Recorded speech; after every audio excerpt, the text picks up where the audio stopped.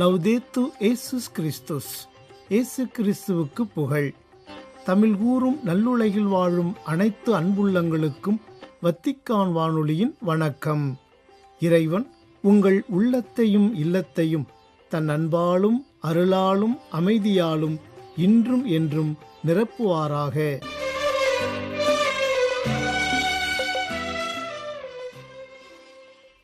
அன்பு நேயர்களே, வத்திக்கான் வானொலி இன்று உங்களுக்கு வழங்கவிருப்பவை தடம் தந்த தகைமை மற்றும் ஞாயிறு மறைவுரை சிந்தனை.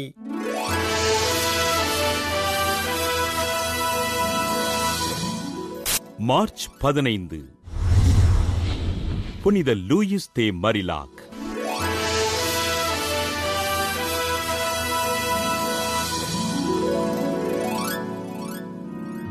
பிரான்ஸ் நாட்டில் வாழ்ந்த இறைபக்தி நிறைந்த குடும்பத்தில் கிபி 1591 ஆகஸ்ட் 12 பிறந்தார் லூயிஸ் தே மரிலாக். இளம் பருவத்திலேயே எளிய மக்களுக்கு உதவிகள் செய்து வளர்ந்த லூயிஸ் தே மரிலாக் தன் தொடக்க கல்வியினை தோம்னிக்கன் துறவு மடத்தில் பயின்றார். அருட்சகோதரியாக ஆர்வம் கொண்ட லூயிஸ் தே மரிலாக் தன் பெற்றோரின் விருப்பத்தின்படி தன் 22வது வயதில் மரிய தே மெடிசிஸ் என்பவரை மணந்தார். ஆண்டவர் இயேசுவின் மீதும் மரியன்னையின் மீதும் பக்தி கொண்ட இவர் பாரிஸ் நகர ஏழை மக்கள் வாழ்வின் முன்னேற்றத்திற்காக பாடுபட்டார். கிபி 1625 தன் கணவரை இழந்த லூயிஸ் தே மரிலாக் புனித வின்சென்ட் தே பவுலுடன் இணைந்து இறைப்பணிகளைச் செய்தார். நோயாளிகளையும் ஆதரவற்றோரையும் தன் இல்லத்தில் வைத்து பராமரித்த மரிலாக் கிபி 1633 பெண்களுக்காக புதிய துறவற சபையினை தொடங்கினார். புனித வின்சென்ட் தே பவுலினை ஆன்ம குருவாக ஏற்றுக்கொண்ட இவர் 1634 அருட்சகோதரியாக அருட்பொழிவு பெற்றார். ஆதரவற்ற குழந்தைகளுக்கும் முதியவர்களுக்கும் உதவிகள் செய்த லூயிஸ் தே மரிலாக் உடல் நலிவுற்று கிபி 1660 மார்ச் 15 விண்ணகம் சென்றார். ஆண்டவர் இயேசுவிடம் விசுவாசம் கொண்டு அவரின் பணிகளைச் செய்த லூயிஸ் தே மரிலாக்கினை திருத்தந்தை 11ஆம் பத்திநாதர் 1934 புனிதராக அறிவிக்க திருத்தந்தை 23ஆம் யோவான் 1960 சமூக சேவகர்களுக்கு பாதுகாவலராக நியமித்தார். புனித லூயிஸ் தே மரிலாக் திருவிழாவினை கொண்டாடுகின்ற நாம் ஆதரவற்ற இல்லங்களில் வாழுகின்ற குழந்தைகளுக்கு உதவிகள் செய்து அவர்களது நல்வாழ்விற்காக ஜெபிப்போம்.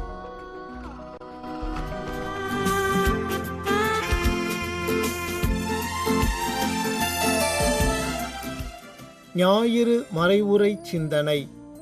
தவக்காலம் 4ஆம் ஞாயிறு.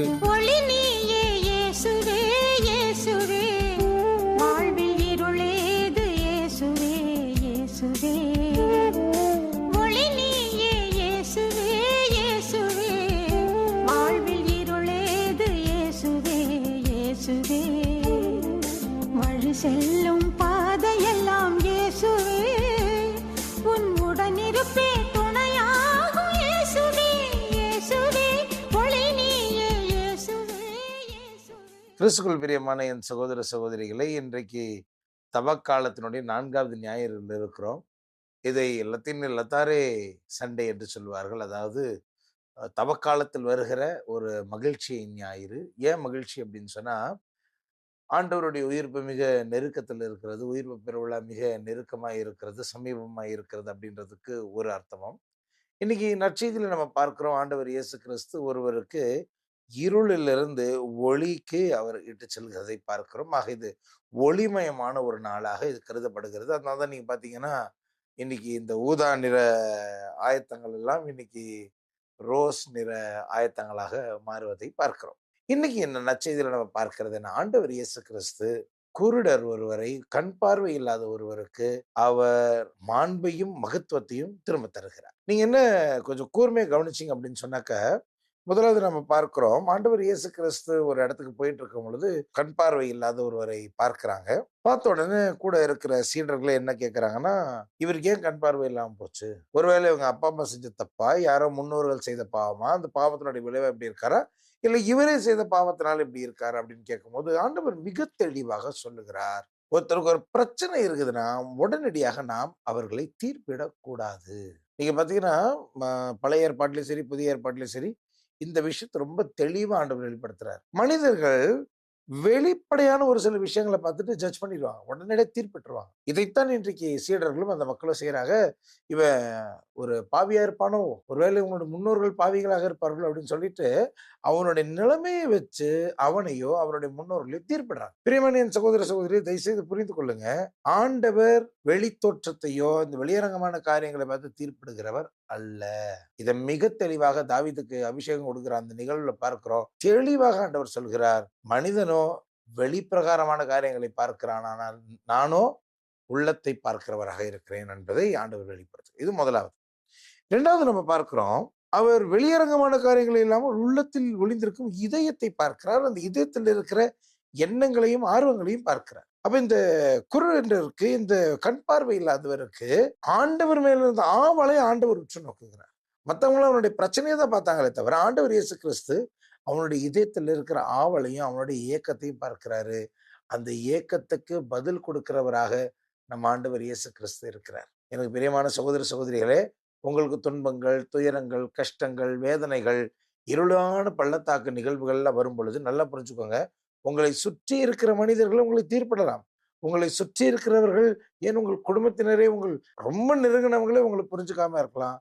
ஆனா ஆண்டவருக்கு உங்களுடைய இதயம் தெளிவாய் தெரியும். அவர் உங்களை லேசில தீர்ப்பிடுறவர் இல்ல. உங்கள் இதயத்தை அறிந்து, உங்கள் இதயத்தினுடைய இயக்கங்களை அறிந்தவராக நம்ம ஆண்டவர் இயேசு கிறிஸ்து இருக்கிறார் என்பதை நாம் புரிந்து கொள்ள வேண்டும். 3வதாக நாம் பார்க்கிறோம், யாருமே எதிர்பார்க்காத விஷயங்களை ஆண்டவர் செஞ்சிருக்காரு. பாருங்களேன், எல்லாரும் வந்து அவன் ஒரு பார்வையற்றவன், ஒரு குருடன், என்ன தப்பு பண்ணியிருக்கான், பாவம் பண்ணியிருக்கான், இதுதான் பேசிட்டு இருக்காங்களே தவிர, ஆண்டவர் இயேசு நல்லா கூர்ந்து கவனிச்சு அவனுடைய இதயத்தில் இருக்கிற நம்பிக்கையை பார்த்து அவனை சரி பண்றதுக்கு என்ன பண்ணணும் பண்ணிடுறாரு. அவன் இழந்த மாண்பையும் அவன் இழந்த மரியாதை நல்லா புரிஞ்சுக்கோங்க. கண் பார்வை இல்லாதது வந்து அந்த காலத்துல, இன்னைக்கு கொஞ்சம் பரவாயில்ல அந்த விஷயத்துல நம்ம, ஆனா அந்த காலத்துல கண் பார்வை இல்லாதவன சபிக்கப்பட்டவன் அர்த்தம். ஏன் கண் பார்வை இல்லை? ஏன்னா ஆண்டவர் சபிச்சுட்டாரு. ஏன் சபிச்சுட்டாரு? ஏன்னா நீ பாவம் செஞ்சிருக்க. அப்படிதான் அவங்க கணக்கு போடுவாங்க. யோபினுடைய வாழ்க்கையில கூட பார்க்கிறோம். யோபு வந்து மிகுந்த துன்பங்களையும் துயரங்கள் வழியாக அவர் கடந்து போயிட்டு இருக்கும் பொழுது, அவருடைய நண்பர்கள் தான் உட்கார்ந்து அவரை திட்டுவாங்க. நீ ஏதோ தப்பு பண்ணியிருப்ப, நீ ஏதோ பாவம் பண்ணியிருப்ப, அதனாலதான் ஆண்டவர் இப்படி எல்லாம் செய்யறாரு அப்படின்லாம் பேசுவாங்க. பிரியமான என் நண்பர்களே, சகோதர சகோதரிகளே, நாம் புரிந்து கொள்ள வேண்டிய ஒரு உண்மை, ஆண்டவர் முகத்தையோ வெளியடையாளங்களை பார்க்கிறவர்களே, இதயத்தை பார்க்கிறார். நம் இதயத்தில் இருக்கிற ஆவல்களை தீர்க்கிறவராக இருக்கிறார். யாரும் எதிர்பாராத பொழுது அவர் நமக்கு உதவி செய்கிற கடவுளாக இருக்கிறார். 2வது நம்ம பார்க்கிறோம், ஆண்டவர் இயேசு கிறிஸ்து இருட்டில் இருந்த இந்த சகோதரனுக்கு கண் பார்வை தருகிறார். அவர் அவருடைய கண்களை திறந்து தருகிறார். அப்ப முதலாவது அதுல பார்க்கிறோம், இயேசு கிறிஸ்து இல்லாம இந்த உலகத்துல ஒளியே கிடையாது. இந்த உண்மையை நீங்கள் புரிந்து கொள்ள வேண்டும். நானே உலகின் ஒளி என்று ஆண்டவர் இயேசு கிறிஸ்து சொன்னார். அவர் வந்த பொழுது இந்த உலகத்துக்கு ஒளி வந்தது என்று யோவான் நற்செய்தி சொல்லுகிறது. ஆண்டவர் இயேசு கிறிஸ்து தான் உலகத்தின் ஒளி. அப்போ பிறவியிலே கண் பார்வையற்றவர், இல்லாட்டி கண் பார்வையற்ற அந்த சகோதரனுடைய வாழ்க்கையில நீங்க பாத்தீங்கன்னா, ஆண்டவர் இயேசு கிறிஸ்து வந்த உடனே அவருடைய கண்களுக்கு ஒளி கிடைக்கும். இன்னைக்கு நம்ம எல்லாம் பாக்குறோம், நம்ம நினைக்கிறோம் நல்லதானே எல்லாம் தெரியுது, கண்களுக்கு எல்லாம் தெளிவா தானே தெரியுது அப்படின்னு நம்ம நினைச்சுட்டு இருக்கலாம். ஆனா நீங்க புரிஞ்சு கொள்ளுங்க, ஆவிக்குரிய கண்கள்னு ஒண்ணு உண்டு. இந்த உலகத்தை, அதாவது யதார்த்தமாக நாம் பார்க்கிற இந்த உலகத்தை தாண்டி ஒரு உலகம் இருக்கிற அந்த கண்கள்லாம் நமக்கு திறக்க விடணும்னா ஆண்டவர் இயேசு கிறிஸ்து எல்லாம் முடியாது. இன்னும் சொல்ல போனா கண்களுக்கு முன்னாடி ஒரு சில விஷயங்கள் இருக்கும், நம்ம கண்களுக்கு தெரியாது. தெரியுமா உங்களுக்கு? நிறைய தடவை நான் அதை எக்ஸ்பீரியன்ஸ் பண்ணியிருக்கேன். கண்ணு முன்னாடி தான் கிடக்கும், பார்த்தா இங்கிட்டு அங்கிட்டு தேடிட்டு கிடப்போம். விவிலியம் தெளிவாய் சொல்லுகிறது, நம் கண்களுக்கு ஒளி கொடுக்கிற தெய்வம் நம் ஆண்டவர் இயேசு கிறிஸ்து. அவரே ஒளி, நானே வழியும் ஒளியும் வாழ்வும் என்று சொன்னவர். அவரே நமக்கு ஒளியாக இருக்கிறார். நம்பர் 1. 2வது, அந்த ஒளியினால நம்ம நிரம்பணும் அப்படின்னு சொன்னா நமக்கு கீழ்ப்படிதல் வேண்டும். எதுக்கு கீழ்ப்படிதல் வேண்டும்? நம்பிக்கையின் வழி கீழ்ப்படிதல் வேண்டும். ஆண்டவர் சொன்ன வார்த்தைகள் நிறைவேறும் என்கிற நம்பிக்கையோடு அந்த வார்த்தைகளுக்கு கீழ்ப்படுகிற ஒரு ஆட்டிடியூட் நமக்கு இருக்கணும். இன்னைக்கு நீங்க பாத்தீங்க அப்படின்னா கூட அந்த கண் பார்வையற்றவருக்கு ஆண்டவர் என்ன பண்றாரு, சேரை குலைத்து அந்த சேற்றை கண்ணுகளில் பூசி நீங்க போய் சீலோவாம் குளத்துல போய் கழுவுங்க அப்படிங்கிறார். நீங்க கொஞ்சம் யோசிச்சு பாருங்களேன். ஒருத்தர் சேத்தை குழப்பி கண்ணுல எல்லாம் தடவினா நமக்கு எப்படி ஒரு ஃபீலிங் இருக்கும். ஆனா பாருங்க, அவன் ஆண்டவர் என்ன சொன்னாரோ அப்படியே கடைபிடிக்கிறான். இவர் சேத்தை எடுத்து கண்ணுல தேய்க்கிறாரு, அவர் அதை பத்தியெல்லாம் கவலையே படலை. அந்த பிறவி கூட அதை பத்தியெல்லாம் கேட்கவே இல்லை. ஏன் அவருக்கு தெரியாதா? அந்த உணர்ச்சி இருக்காதா? இது என்ன சேருது, இது என்ன அருவருப்பானது அப்படின்னு அவர் தோணி இருக்காது? இல்லை, அவர் எல்லாத்துக்கும் கீழ்ப்படிய தயாரா இருக்கிறார். அவன் நல்லா புரிஞ்சுக்கோங்க, இருளில் இருக்கிறவர்களுக்கு ஆண்டவர் இயேசு கிறிஸ்து ஒருத்தர் தான் ஒளி கொடுக்க முடியும். ஆனா ஆண்டவர் இயேசு கிறிஸ்து அந்த ஒளியை கொடுக்கணும்னா அவரால் அதை கொடுக்க முடியுன்றது நம்பிக்கை உங்களுக்கு எனக்கு வேணும். நம்பிக்கையின் வழியாக இருக்கிற கீழ்ப்படிதல் உங்களுக்கு எனக்கு வேணும். அவர் என்ன சொல்றாரோ அது கீழ்ப்படுகிறதுக்கு நீங்களும் நானும் தயாரா இருக்கணும். 3வதாக நாம் பார்க்கிறோம், ஆண்டவர் இயேசு கிறிஸ்து எல்லா விதமான இருள்களில் இருந்தும் நம்மை வெளியே கொண்டு வருகிறவராக இருக்கிறார். நான் நிறைய பேரை நம்ம ஊர்ல சந்திக்கும் போது ரொம்ப தெளிவாகவே தெரியும், இயேசு கிறிஸ்து மேல பாசம் இருக்கிறவங்க, இயேசுவோடு இணைந்து இருக்கிறவங்க, டெய்லி பைபிள் படிக்கிறவங்க, ஆண்டவருடைய ஒளியினால வழி நடத்தப்படுறவங்களுக்கும் ஆண்டவர் கூட கனெக்ஷன் இல்லாம வாழ்றவங்களுக்கும் நல்ல ஒரு வித்தியாசம் தெரியும். இவங்க ரொம்ப தெளிவா இருப்பாங்க, அவங்களுக்கு தெளிவே இல்லாத மாதிரி இருப்பாங்க. இவங்க ஆண்டவருடைய சித்தம் இதுதான்றது ஆண்டவருடைய சித்தத்துல தெளிவா இருப்பாங்க. அவங்க பாத்தீங்கன்னா நம்மளை பார்த்து, ஃபாதர் நீங்க கேட்டு சொல்லுங்களேன், ஆண்டவர் கிட்ட கேட்டு சொல்லுங்க, என்னமோ நம்ம ஜோசி சொல்ற மாதிரி நம்ம கிட்ட கேட்டுட்டு இருப்பாங்க. பிரியமான என் சகோதர சகோதரிகளே, இன்னைக்கு யார் ஆண்டவருக்கு கீழ்ப்படுகிறாங்களோ, யார் ஆண்டவருடைய வார்த்தைகளை ஏற்றுக்கொள்றாங்களோ, அவர்தான் உலகத்தின் மெய்யான ஒளி என்று ஏற்றுக்கொள்கிறார்களோ, அவர்களை இருளிலிருந்து வெளியே கொண்டு வருகிற கடவுளாக நம்ம ஆண்டவர் இயேசு கிறிஸ்து இருக்கிறாரு. ஆனா பைபிள் என்ன போட்டிருக்கு தெரியுமா? ஒரு சிலருக்கு இருள்ல இருந்து வெளியில வரணும்னு மனசே இல்லை. ஏன் மனசு இல்லை? ஏன்னா இருள்ல தான் என்ன வேணா செஞ்சுக்கலாம், யாருக்கு ஒன்றும் தெரியாது. இருட்டுல நீங்க என்ன தப்பு செஞ்சாலும் அந்த இருட்டு என்ன பண்ணிடும்னா அந்த தப்பை மறைச்சிடும். அதனால நிறைய பேர் இருட்டிலேயே இருந்துடணும்னு ஆசைப்படுறாங்க. இந்த ஒரு சில ஹோட்டல் விடுதிகள் எல்லாம் பாத்தீங்கன்னா, தப்பான காரியங்கள் நடக்கிற விடுதியெல்லாம் பாத்தீங்கன்னா சொல்லுவாங்க, ஒரு மாதிரி டிம் லைட்டிங்ல தான் இருக்கும், இருட்டா தான் இருக்கும். ஏன்?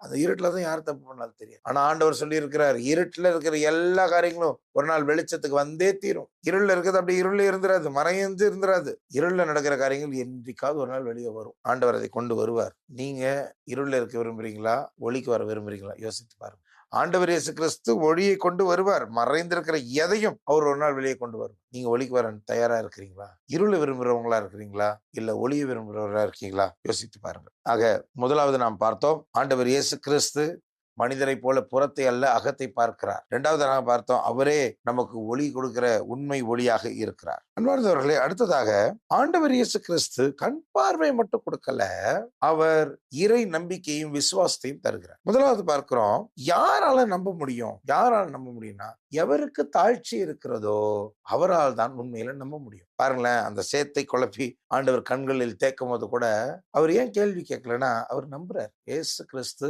எதை செய்தாலும் நன்மைக்காக தான் செய்வாரு அப்படின்றத அவர் நம்புறார். அதனால தாழ்ச்சியோட அதை ஏற்றுக்கொள்றார். இதுவே தாழ்ச்சி இல்லாம இருந்துச்சுங்க, ஏன் பண்றீங்க, எதுக்கு பண்றீங்க, நீங்க அப்படி குத்துருவீங்களா அப்படின்னு கேள்வி எல்லாம் கேட்பாங்க. பைபிள்ல தெளிவா இருக்குதுங்க.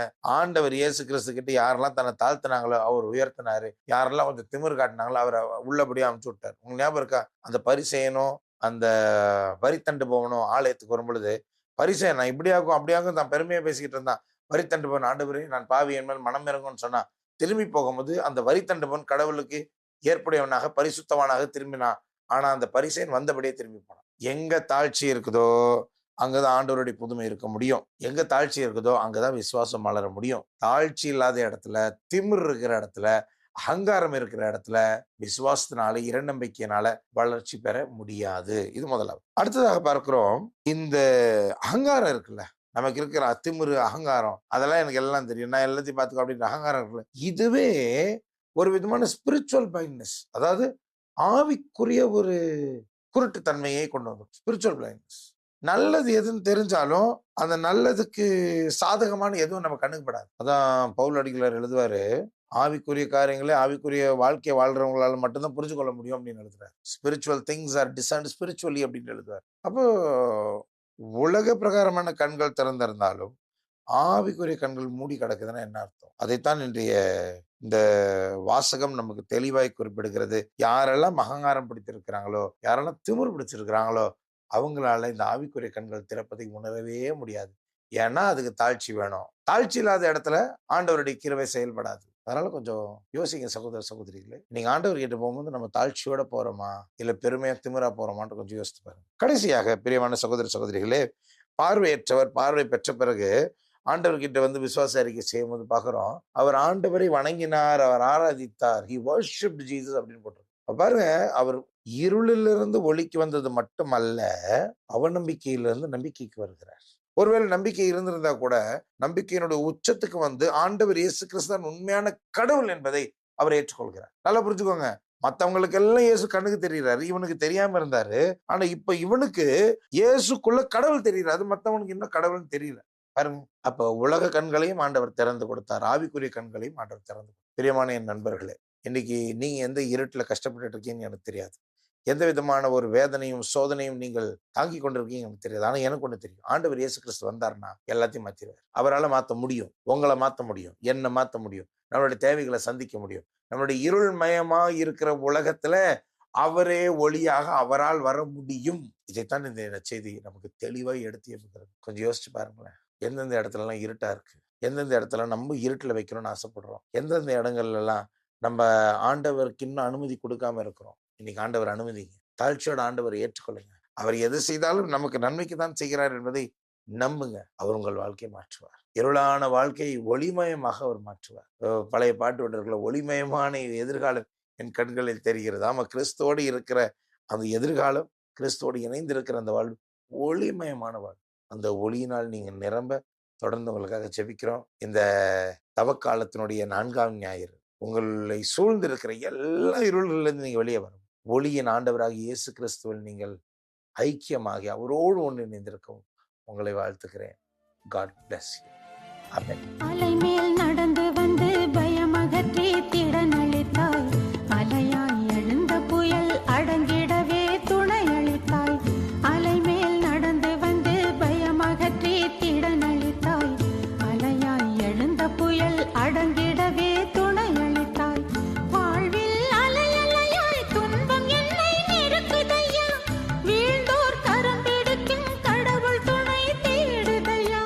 வாழ்வில் அலையலையாய் துன்பம் என்னை நெருக்குதையா, வீழ்ந்தோர் கரம் பிடிக்கும் கடவுள் துணை தேடுதையா. இயேசுவே இயேசுவே, துணையாய் எழுவாய், ஒளியே தெய்வமே, ஒளி நீயே இயேசுவே இயேசுவே. வாழ்வில் இருளேது இயேசுவே இயேசுவே.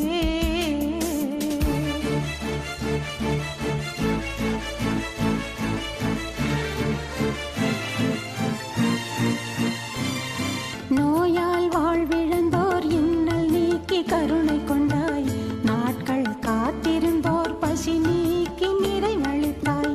நோயால் வாழ்விழந்தோர் இன்னல் நீக்கி கருணை கொண்டாய், நாட்கள் காத்திருந்தோர் பசி நீக்கி நிறைவளித்தாய். நாளும் நோய் நொடிகள் வறுமை என்னை சூழுதையா, வாழ்வில் நலம் பெறவே வளம் பெறவே தேடுதையா. நாளும் நோய் நொடிகள் வறுமை என்னை சூழுதையா, வாழ்வில் நலம் பெறவே வளம் பெறவே தேடுதையா. இயேசுவே இயேசுவே, துணையாய் எழுவாய், ஒளியே தெய்வமே, ஒளி நீயே இயேசுவே இயேசுவே. இத்துடன் வத்திக்கான் வானொலியின் இன்றைய நாள் நிகழ்ச்சிகள் நிறைவு பெறுகின்றன. உங்கள் செவிமடுத்தலுக்கு நன்றி. வணக்கம்.